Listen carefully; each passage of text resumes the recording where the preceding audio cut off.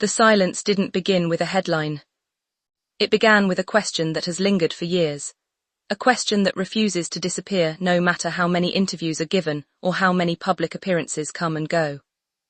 How does a father go from helping shape his daughter's early life to watching that relationship unravel from a distance? And perhaps even more puzzling, was there ever a realistic path back? Those questions have hovered over one of the most talked about family rifts in recent history.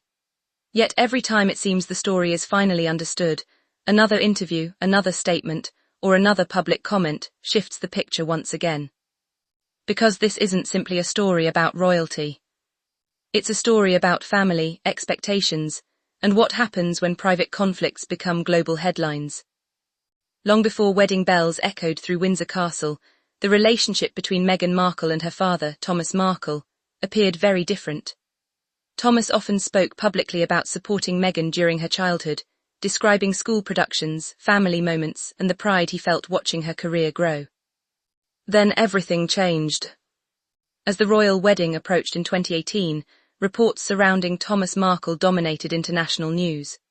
Questions surfaced about staged paparazzi photographs. The controversy escalated rapidly, drawing enormous media attention just days before what was supposed to be one of the happiest moments in Meghan's life. Suddenly, the conversation wasn't focused on the royal wedding anymore. It was focused on whether the bride's own father would even attend. Medical issues soon followed. Thomas announced he had suffered heart problems and would not travel to Britain for the ceremony. From the outside, it looked like unfortunate timing. Inside the family, however, it appeared to become a turning point. Years later, Thomas Markle would continue giving interviews, describing his sadness over the breakdown of their relationship. He repeatedly expressed disappointment that communication had stopped and said he wished he could speak directly with his daughter again. But every interview raised another question. Was speaking publicly helping repair the relationship?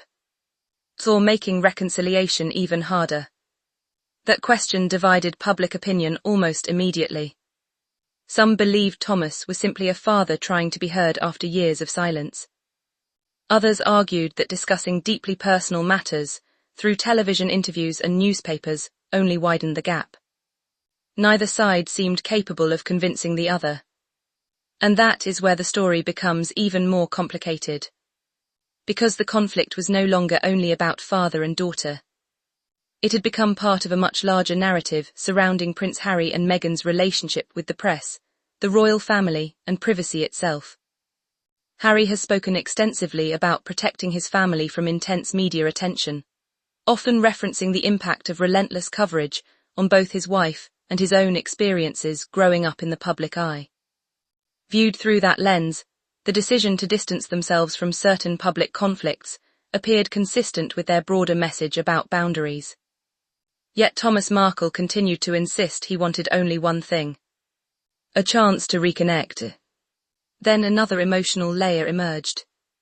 In several interviews, Thomas expressed sadness that he had not met his grandchildren, Prince Archie and Princess Lilibet.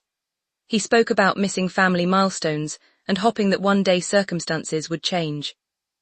Those comments generated sympathy from many viewers. But they also reignited debate.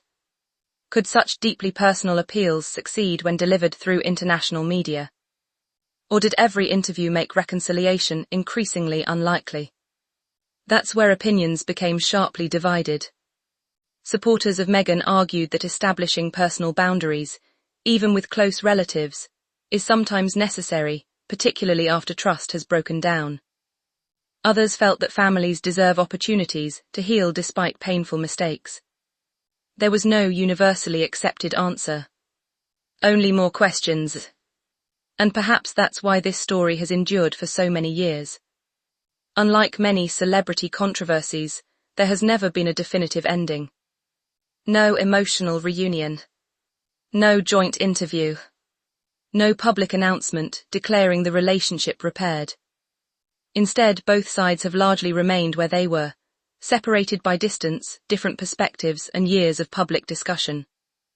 What's striking is that every new interview tends to revive the same debate rather than resolve it. People don't simply ask who was right. They ask whether the relationship can ever recover after becoming part of a worldwide media spectacle. Because repairing a private disagreement is difficult enough, repairing one that millions of strangers have watched unfold in real time may be something else entirely. Perhaps the most revealing part of this entire story isn't any single headline or interview. It's the silence that remains between them. Years have passed. Lives have changed. Children have grown. The royal family itself has entered a new era. Yet the distance between father and daughter continues to spark conversation around the world. Whether history eventually remembers this as an avoidable misunderstanding or an irreversible family fracture remains impossible to know. For now, one reality stands above every headline. Sometimes the most powerful story isn't the words people say in public. It's the conversation that never happens behind closed doors.